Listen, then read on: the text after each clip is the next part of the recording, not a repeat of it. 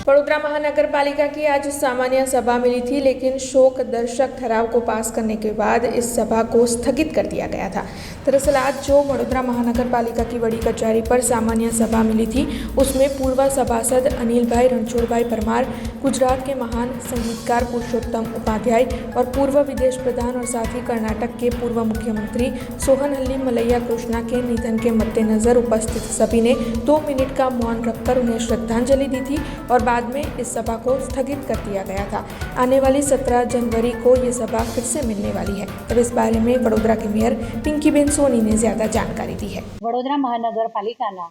પૂર્વ સભાસદ શ્રી અનિલભાઈ રણછોડભાઈ પરમાર, કર્ણાટકના પૂર્વ મુખ્યમંત્રી શ્રી સોમનહલ્લી મલૈયા કૃષ્ણા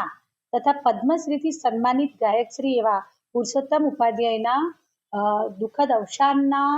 કારણે સમગ્ર સભાએ સાથે મળી અને 2 મિનિટ મૌન પાડ્યું છે અને આજ રોજ વડોદરા મહાનગરપાલિકાની પ્રણાલિકા અનુસાર તેમને શ્રદ્ધાસુમન અર્પણ કરી અને આજની સભા